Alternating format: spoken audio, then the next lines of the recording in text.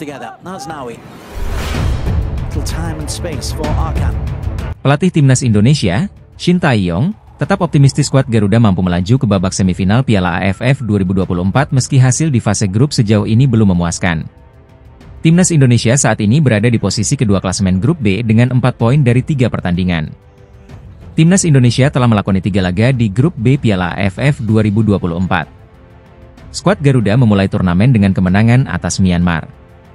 Namun, performa mereka menurun dalam 2 pertandingan berikutnya. Hasil imbang melawan Laos di Stadion Manahan, Solo, dan kekalahan dari Vietnam membuat harapan sebagian besar supporter mulai memudar. Meski demikian, Shin Tae-yong tetap melihat peluang untuk lolos ke semifinal. Pelatih asal Korea Selatan ini menegaskan bahwa target utama turnamen ini adalah memberi pengalaman kepada pemain muda, meskipun ia percaya anak asuhnya masih mampu bersaing hingga babak semifinal. Saat ini, Vietnam memimpin klasemen grup B dengan 6 poin dari 2 pertandingan, setelah mencatatkan 2 kemenangan beruntun. Indonesia menyusul di posisi kedua dengan 4 poin dari 3 laga, sementara Filipina berada di peringkat ketiga dengan 2 poin hasil 2 kali imbang. Laos, yang juga mengoleksi 2 poin, berada di posisi keempat. Myanmar berada di dasar klasemen dengan 1 poin. Dengan posisi ini, timnas Indonesia harus memenangkan laga pamungkas melawan Filipina untuk memastikan langkah ke babak semifinal. Usai kekalahan dari Vietnam, Shin Tae-yong menyatakan keyakinannya bahwa Indonesia masih memiliki peluang besar untuk lolos. "Saya tetap mempersiapkan tim untuk ke semifinal. Kami percaya kami bisa melaju ke babak selanjutnya," ujar Shin Tae-yong dalam konferensi pers setelah laga kontra Vietnam. Pertandingan penentu antara timnas Indonesia dan Filipina akan berlangsung di Stadion Manahan, Solo, pada Sabtu, 21 Desember 2024.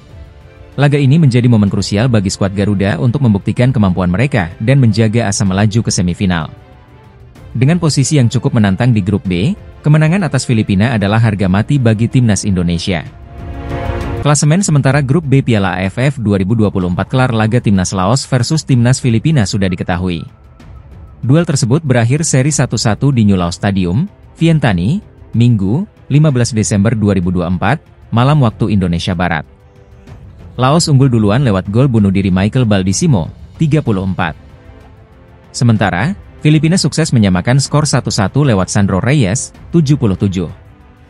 Hasil itu membuat Laos mengumpulkan 2 poin dari 3 pertandingan yang sudah dilakoni. Sementara, Filipina juga mengumpulkan 2 angka dari 2 laga. Skor seri tersebut justru menguntungkan timnas Indonesia. Skuad Garuda masih berada di puncak klasemen grup B Piala AFF 2024 dengan nilai 4 dari 2 laga. Sebentar lagi, Indonesia akan menghadapi timnas Vietnam.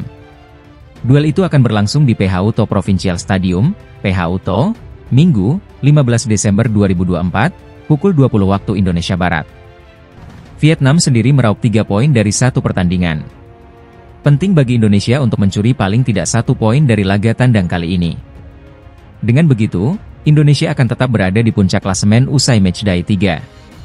Sebab, anak asuh Shin Tae-yong tidak akan bermain di matchday 4 yang berlangsung 18 Desember 2024. Setelah itu, Indonesia akan menjalani laga hidup mati melawan timnas Filipina. Pertandingan tersebut akan berlangsung Sabtu 21 Desember 2024 malam waktu Indonesia Barat. Berikut klasemen grup B Piala AFF 2024. 1. Indonesia, main 2, menang 1, seri 1, kalah 0, poin 4, selisih gol 1, 4-3. 2. Vietnam, main 1, menang 1, seri 0, kalah 0, poin 3, selisih gol 3, 4-1. 3. Filipina, main 2, menang 0, seri 2, kalah 0, poin 2, selisih gol 0, 2-2. 4. Laos, main 3, menang 0, seri 2, kalah 1, poin 2, selisih gol 3, 5-8. 5. Myanmar, main 2, menang 0, seri 1, kalah 1, poin 1, selisih gol 1, 1-2. Bentrokan timnas Indonesia kontra timnas Vietnam pada penyisihan grup B Piala AFF 2024 di Stadion Fitri PHU To, Minggu, 15 Desember 2024, bakal syarat emosi. Setelah Thailand dan Malaysia, berikutnya Vietnam adalah seteru berat bagi timnas Indonesia. Laga ini merupakan reuni kali pertama, Setelah timnas Indonesia 2 kali memukul sekaligus memupus harapan Vietnam di putaran kedua kualifikasi Piala Dunia 2026. Shin Tae-yong tak hanya sukses mengalahkan The Golden Star Warriors pada laga kandang dan tandang dengan skor 1-0 dan 0-3. Namun, pelatih asal Korsel itu juga membuat arsitek kondang Eropa, Philippe Troussier, meletakkan jabatan pelatih Vietnam dan pulang ke Prancis. Namun, kondisi timnas Vietnam lalu dan sekarang sudah berbeda. Pada 21 dan 16 Maret silam, timnas Indonesia bisa 2 kali menjinakkan Vietnam karena diuntungkan situasi internal saat itu sedang kurang harmonis. Akibat rentetan hasil buruk di kualifikasi Piala Dunia 2026, posisi Philippe Troussier digoyang publik Vietnam. Apalagi timnas Indonesia, yang diperkuat beberapa pemain hasil proses naturalisasi, berada satu tingkat di atas Vietnam. Bergabungnya Jai Itzes, Justin Hubner, Ivar Jenner, Hom Haye, Rafael Struijk, Ragnar Oratmangoen, Nathan Choyaon, dan Sandy Walsh membuat Vietnam seolah jadi inferior. Misi balas dendam itulah yang diusung Kim Sang-sik dan pemain timnas Vietnam saat menjamu Muhammad Ferrari dan kawan-kawan di Piala AFF 2024 kali ini. Apalagi sesama warga negara Korsel yang syarat prestasi saat jadi pemain dan, kini, sebagai pelatih, Kim Sang-sik tentu tak begitu saja dipermalukan Shin Tae-yong. Kim Sang-sik tentu saja tak mau bernasib sial seperti Philippe Troussier. Kim Sang-sik pasti termotivasi mengikuti jejak pendahulunya asal negeri Ginseng, Park Hang-seo yang sukses kala jadi juru taktik timnas Vietnam periode 2017 hingga 2023 silam. Park Hang-seo memberi Vietnam gelar juara Piala AFF 2018 dan 2022. Park juga mempersembahkan medali emas SEA Games 2019 dan 2021 bersama timnas Vietnam U23.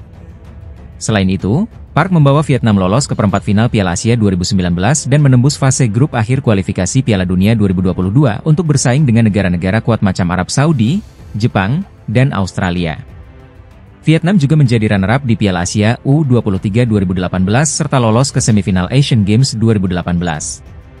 Sementara Shin Tae-yong harus realistis dengan kekuatan timnas Indonesia yang mayoritas pemain berusia di bawah 22 tahun saat ini.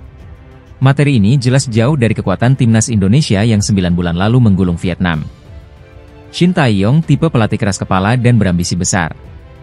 Meski timnas Indonesia di Piala AFF 2024 ini tak sekuat timnas Indonesia senior, Shin Tae-yong pasti tak mau menyerah begitu saja, ujar Alexander Saununu, mantan pemain timnas Indonesia era 1990-an. Namun, saya yakin dia juga realistis dengan kekuatan sekarang ini. Publik pun harus menyadari perbedaan itu, jelanjutnya. Pelatih Shin Tae-yong menyebut Marcelino Ferdinand tampil buruk dalam pertandingan melawan Laos di Piala AFF 2024. Marcelino, yang mendapatkan kartu merah dalam laga di Stadion Manahan Solo pada Kamis, 12 Desember 2024, dianggap menunjukkan performa terburuknya selama membela timnas Indonesia. Dalam konferensi pers usai pertandingan, Shin Tae-yong menilai penampilan Marcelino kali ini jauh dari ekspektasi. Pemain bernomor punggung 7 itu membuat pelanggaran keras terhadap pemain Laos, Phathanap Homathep, pada menit ke-68, yang berujung pada kartu merah. Akibatnya, timnas Indonesia harus bermain dengan 10 pemain hingga akhir laga yang berakhir imbang 3-3. Performa Marcelino Ferdinand hari ini adalah yang terburuk, ucap Shin Tae-yong saat menjawab pertanyaan awak media. Kartu merah ini juga berdampak serius bagi skuad Garuda. Marcelino dipastikan absen dalam pertandingan berikutnya melawan Vietnam, yang akan digelar pada Minggu, 15 Desember 2024, di Viet Tri Stadium. Laga melawan Laos ini turut dihadiri oleh sejumlah tokoh penting, seperti Ketua Umum PSSI Erick Thohir dan Presiden ke-7 RI, Joko Widodo. Sayangnya, meski mendapatkan dukungan langsung dari para pejabat tinggi, Indonesia gagal memanfaatkan peluang untuk meraih kemenangan. Absennya Marcelino dalam pertandingan krusial melawan Vietnam menjadi tantangan baru bagi timnas Indonesia.